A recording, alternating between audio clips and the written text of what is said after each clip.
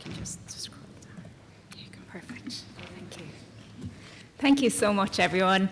It's a real privilege to have a little bit of time to speak to you today about what we do at UNICEF and to have the opportunity to reflect on what fostering humanity means in that work. So as you know, you probably know, UNICEF is a very big organization. We work in more than 190 countries and territories around the world, focusing on children's survival and health, their safety and protection, and their education. So you've possibly heard about UNICEF's immunization campaigns, our nutrition programs, and things like work in water, sanitation, and hygiene. But what I'd like to focus on today is the increasingly central role of mental health and psychosocial support in our work. So mental health and psychosocial support is a bit of a mouthful, so we say MHPSS for short, which is also a bit of a mouthful, but nonetheless, what it means is any type of support that focuses on or aims to protect or promote psychosocial well-being or prevent or treat mental health conditions. And so it's an area that's gained a lot more attention in recent years because it's become more and more clear that if we want to support children to recover and thrive after emergencies and other forms of adversity, it's just not enough to focus only on their physical health. So around the world, more than 250 million children experience mental health conditions. Around half of these start before the age of half of all mental health conditions start before the age of 18, and 2/3 by the age of 25. And unfortunately, we're seeing evidence that globally adolescents are becoming lonelier and less satisfied with their lives. So just for example, one study of adolescents in 37 countries found that rates of loneliness among adolescents doubled just between 2012 and 2018 alone. And there's also lots of studies that have documented downward trends in life satisfaction both before and after the pandemic. Suicide remains a leading cause of death among young people.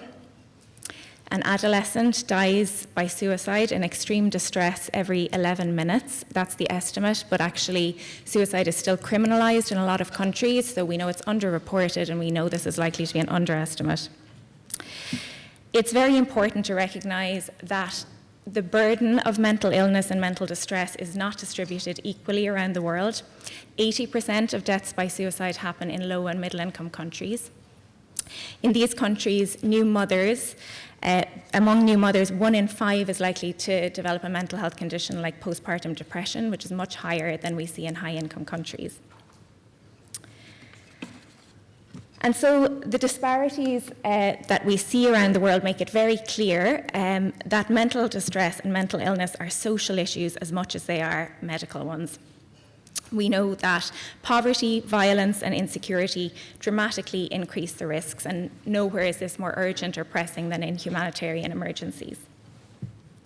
So going back to our conference theme, if we want to address health inequities, as well as providing health care, we have to make it our business to address social injustice. We know that living through conflicts and disasters can have a devastating impact on children's well-being. They're exposed to death, to violence, to injuries. Often they're made homeless. Often they're left hungry. They're often separated from their loved ones. And all of the usual things that help them to cope, like having a stable routine, having opportunities to learn, to play, and to express themselves, very often all of that is disrupted. Their basic understanding of the world, including their sense of safety, their sense of life being precious, their sense of fairness and justice, all of that can be destroyed in the blink of an eye. Sometimes known as, that's sometimes called moral injury, and it's something that can be deeply dehumanizing. So without the right support, these experiences can harm a child's social, emotional, and cognitive development. And of course, that can have long-term consequences for them, but also for the communities that then they go on to rebuild during the recovery period. The good news is that we know from years of working in humanitarian emergencies that with the right support, children can cope and heal and recover. They're not passive victims that are inevitably left universally traumatized or broken or helpless. In fact, children can be incredibly resilient, but they do need safety, they need nurturing care, they need a sense of belonging and opportunities to play and to learn and to express themselves.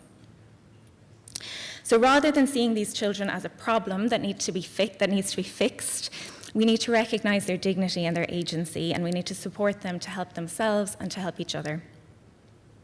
So how can we do this? Well, I've summarized some of the most common MHPSS activities on this slide here. So the first is about helping to reactivate existing community supports. So all communities have formal and informal systems that they use to cope with adversity and to support each other. So that includes things like formal health services, formal social services, but also informal community-led supports. So it could be peer support groups, it could be traditional support structures. It could be the love and wisdom of a grandmother, as Christian told us about yesterday. And community-led approaches are often seen as more relevant and more culturally appropriate, but they're also often the things that are very disrupted in an emergency. And so the key is to help reactivate appropriate existing support systems and combine that with what we've learned from research and from other emergencies around the world. One of the first things we tend to do in an emergency is to try and equip frontline workers with skills in psychological first aid.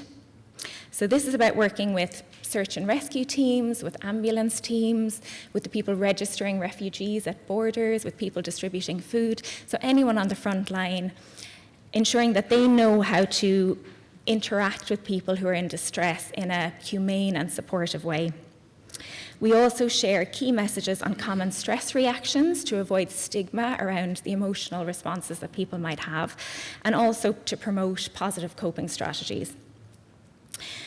One of the most common things that UNICEF is involved in is facilitating structured and recreational group activities for children in schools and in community spaces.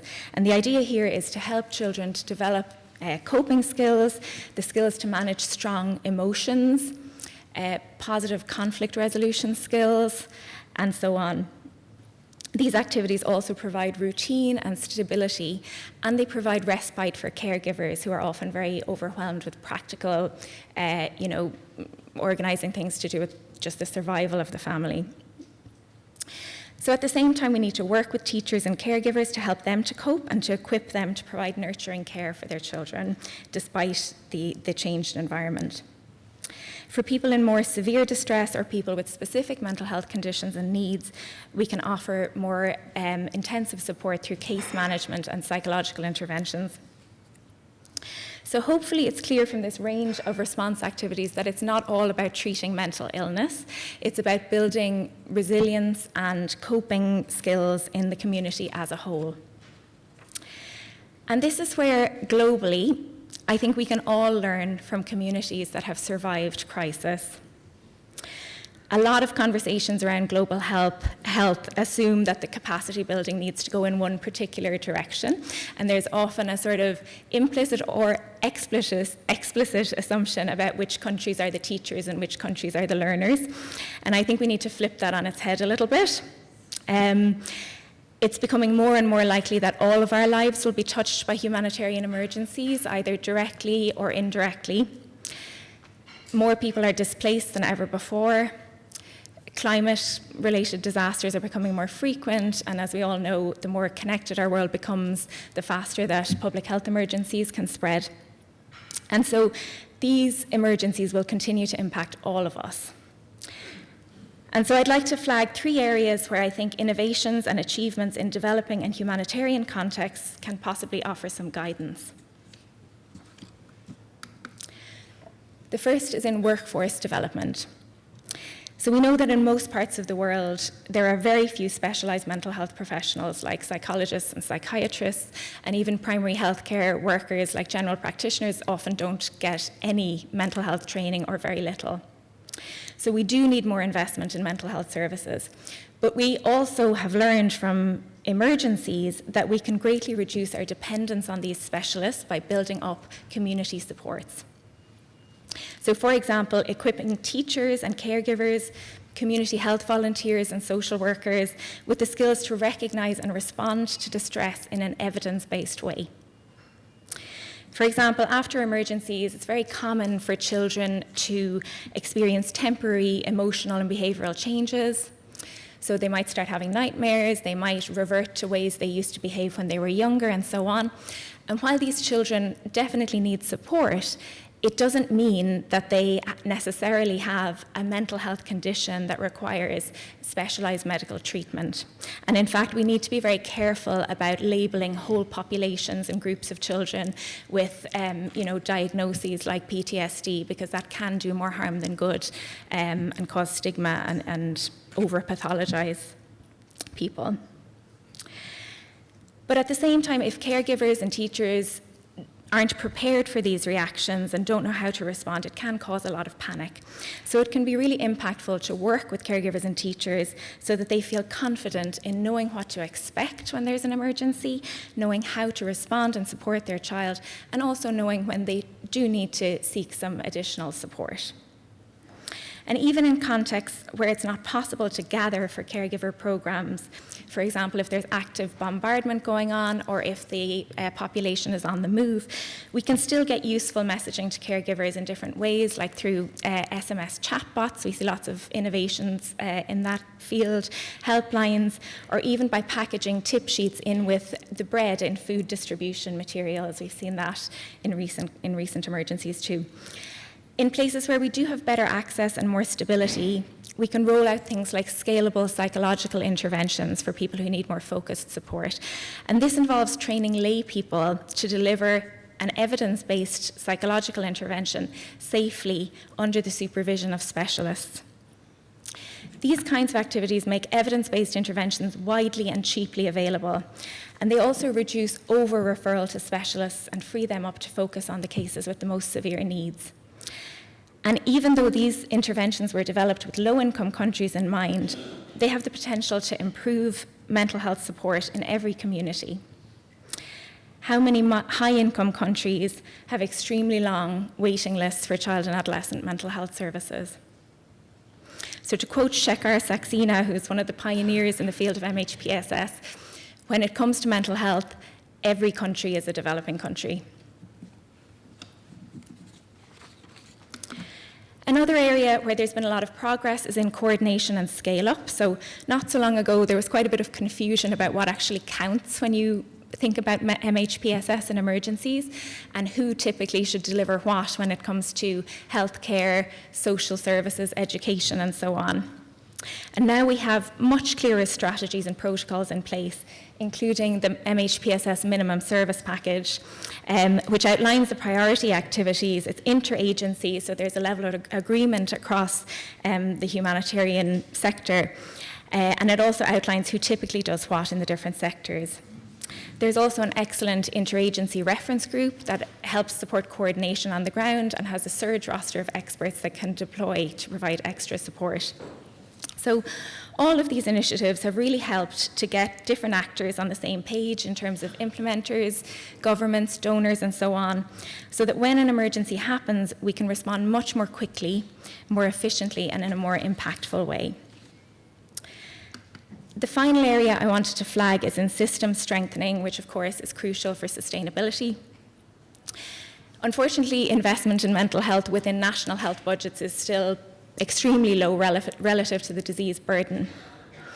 However, very gradually we are starting to see mental health included in national health insurance schemes around the world and also in health information systems globally. And that's off the back of lots of studies that have shown the cost effectiveness of investing in mental health in terms of economic productivity and so on. We've also seen some operational improvements in terms of how these activities are designed, and again, some of these could potentially benefit many other contexts.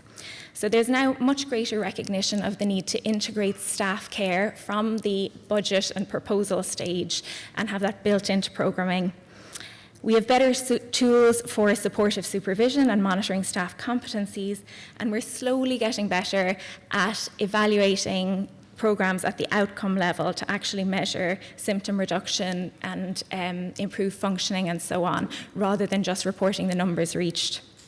So I don't want to make things seem too rosy. We do have a long way to go, as Tony said. We need continued advocacy and investment. But I think it's also important to highlight the progress because it shows that what we're doing is worth it. So just to summarize, the main idea I'd like to leave you with is that there is a lot we can learn from the innovation and the resourcefulness that we see in developing in humanitarian contexts, where communities in crisis somehow manage to do so much with so little, and where people dedicate themselves to providing comfort and care even when their own lives are under threat. They have a lot to teach the world about fostering humanity. Thank you.